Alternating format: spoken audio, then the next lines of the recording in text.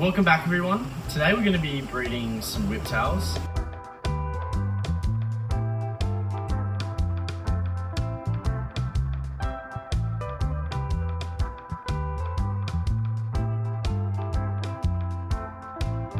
Whiptails for me are like one of my favourite catfish in the aquarium hobby, and I find them really fascinating to breed, to watch. They're just really cool fish, and I'm going to be showing you guys how I breed them. Now, I think I'll give you guys a bit of a backstory of my journey to getting to where I am now with how they spawn. I did find it a bit tricky at the start, and it was just because I was doing the wrong things.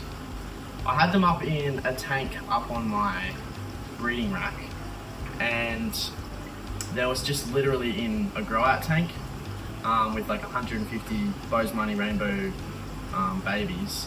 There was like a couple of pieces of wood in there, no gravel, hardly any flow, and they weren't breeding in there. They didn't like it. That was definitely not ideal. I was kind of sus as to why they weren't breeding. I haven't bred them in a while, so I've kind of forgotten how to do it. So recently I set up this big planted tank.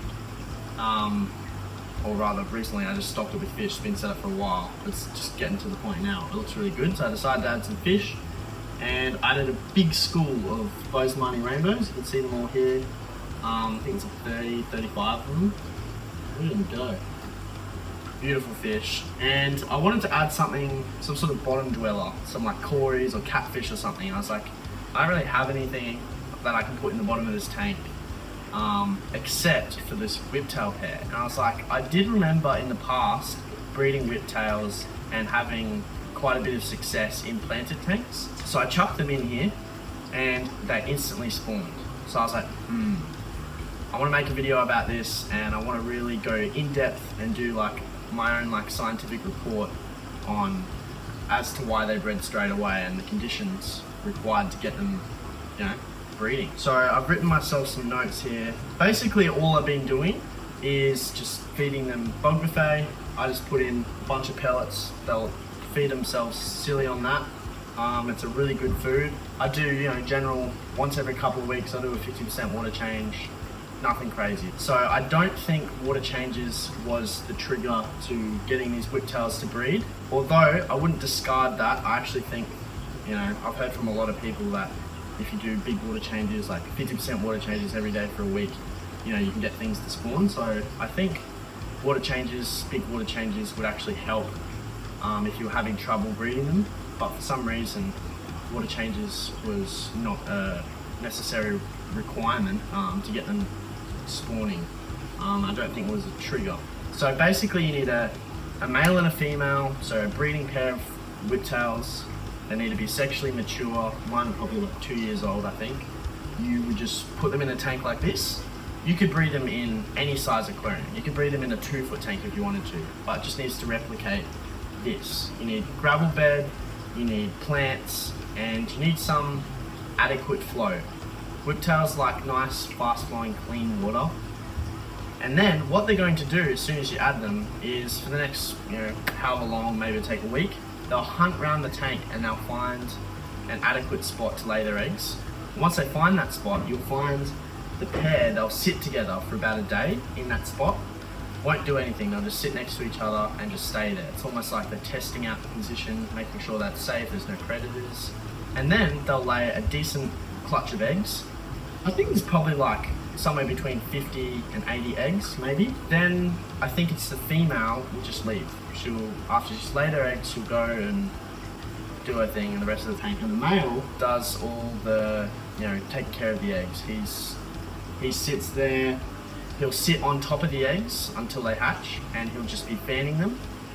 And the fanning motion and the other reason that they choose a particular spot like this is because there's a lot of flow. They're right in front of the canister filter outlet. There's a lot of water coming through here, flushing over the eggs, so it aids. He doesn't have to be pumping, you know, fresh water over them all the time because it's in high flow. And then the male will just sit on top of the eggs and he will protect the eggs. They're quite faithful in terms of, you know, how resilient. They'll literally, you can stick your hand in the tank and touch the whiptail and they'll just stay there, stuck to the glass over the eggs. Like they'll risk their lives to protect their eggs. They always lay their eggs on the glass for me. I've never had them lay their eggs on anything else.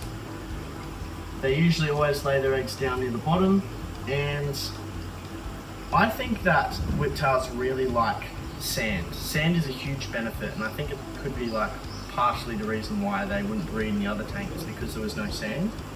If there's sand, I think it makes them feel like they're blending into the bottom, and they feel quite safe, and it makes them more likely, I think, to breed if you've got sand. So I do have other fish in here. I know you guys will be thinking, hang on, there's adult Bozeman rainbow fish in here. They would be eating the eggs. He's a very good protector. It's in a great position. So I think in some ways the Bozeman actually are a benefit because they're acting as dither fish. So if the whiptails see other schools of fish swimming around above them, it makes them feel like it's okay, there's no big predators around. And it also is maybe a little bit of a trigger to get them to spawn because they know it's a good, safe location. And then the eggs will hatch after around 5 to 7 days, somewhere in that period, depending on the temperature. Then the eggs will hatch, the little hatchlings will go out throughout the tank and most likely get eaten by the Bozeman rainbows. So what I do is I scrape the eggs off the glass and artificially raise them myself. I get a way better survival rate, and it's just so much easier, and I would recommend you guys doing the same thing. So what I'll do is I'll literally just wait till the eggs start going a little bit brown. So they'll start off a yellowy clear color and then they'll go to like a brown color just before they hatch, and around that time, I think it's around the 3 or 4 day mark, after 3 or 4 days, I'll get like a sharp blade or like a credit card or something, and I go then and scrape the eggs off the glass, collect them up in, you can use like a siphon, with some airline tubing or something. I typically just stick a net down the tank, and because the flow is coming around quite fast, it kind of picks up the eggs in the flow and puts them in the net for me. So once you've scraped off the eggs, the male will leave. What they'll do then is, if you continue feeding, they'll get fattened up again, and I'm not even kidding, after 3 days of scraping the eggs off the glass, they came back and laid another clutch of eggs. So if the conditions are right, these guys are going to breed like rabbits. So in the last 2 weeks, I've had 2 clutches of eggs. So every week they've laid a new batch of eggs for me. It's crazy. I can't stop them breeding. It's fantastic because they're quite a good, profitable fish to breed, and they're a lot of fun as well. Another thing I want to mention is the exact water chemistry that I've got going on here, so that you guys might be able to replicate it and make it a bit easier. So the temperature always stays around 26, 27 degrees in this tank. Sometimes it will drop maybe to 25 in winter time, but usually stays around 26, 27 degrees Celsius. The pH I'll put up on the screen because I haven't actually tested it yet, but I'll test it after I film this video. So that's the pH. And yeah, I don't worry about TDS, none of that other stuff. All you need is the pH I put on the screen and the temperature.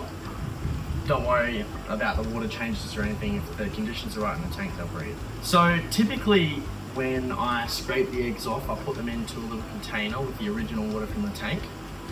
And the best way to get your eggs to hatch would be something like an egg tumbler, or I personally like to use the hang on the back fry breeder boxes that you use for plecos, or like, whatever really, just raising up fry and that. I put the eggs in there, I turn up the flow quite a lot at the start, so there's still quite a lot of water moving throughout the breeder box until they hatch, and then I turn it back down, the flow back down a little bit again. I typically put a lot of botanicals in with them, and this is crucial for the first couple of days where they have their egg yolk on them still.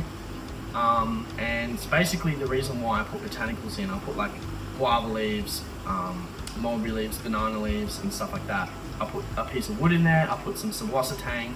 I'll make them feel really safe when they hatch out. And also, those particular things will have biofilm cover it, and that's like perfect first food for them. Something to rasp on when they still have their egg yolk.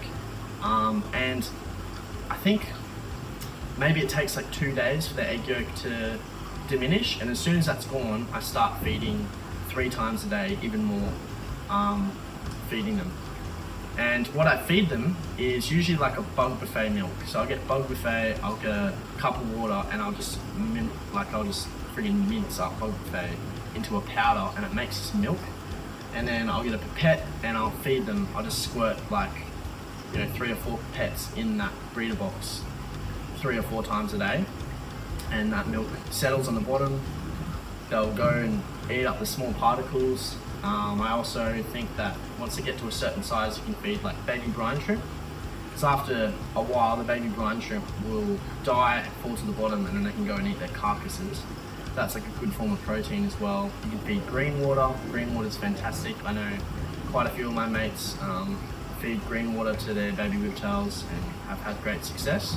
You can basically, if you don't have bug buffet, you can just find any food, like friggin' tropical flakes, algae wafers, anything, as long as you can grind it up with like a grinding stone into a dust and feed that dust, or like make up a milk or something, you're gonna have success. So as long as you can get a type of fish food, grind it up into a dust and make that milk, feed them 3 or 4 times a day, you should be fine. Green water, again, can't stress that enough. I think it's quite important.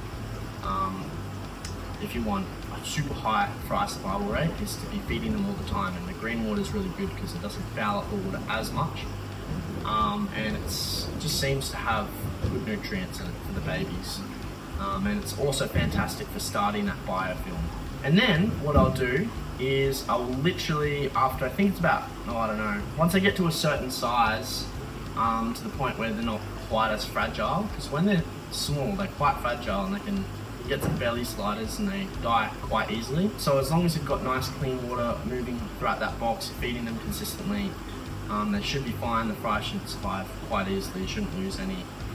You'll get the occasional dead one for no reason, but once they get up to a reasonable little size, maybe like 2 centimeters maybe, I typically take down that breeder box and put them into a grow out tank. I'll lower the water level in a grow out tank, and then I'll just put them into that, and then I'll raise them up to adulthood. I'll continue feeding them bug buffet indefinitely. Even as adults, I feed them bug buffet, and yeah, it's pretty easy. That's basically all the information that I can give you guys that I've put down on notes. It's not super laborious. All you do is scrape the eggs off the glass 3 days after they're laid, put them into some form of hatchery system, let them hatch, make sure you've put botanicals in there for biofilm, something that they can rasp on, and then consistently feed them 3 or 4 times a day with your chosen food, whether it's bug buffet milk, or you can even do egg yolk. If you boil an egg, put it in the freezer, just the yolk, the yellow part, and you can make a milk up of that as well. You can also feed that. Green water, all that kind of thing. Dead baby brine shrimp as protein. As long as you're consistently feeding your whiptails, then you'll move them to a grow out tank and happy days. It's pretty easy, and it's quite fun as well.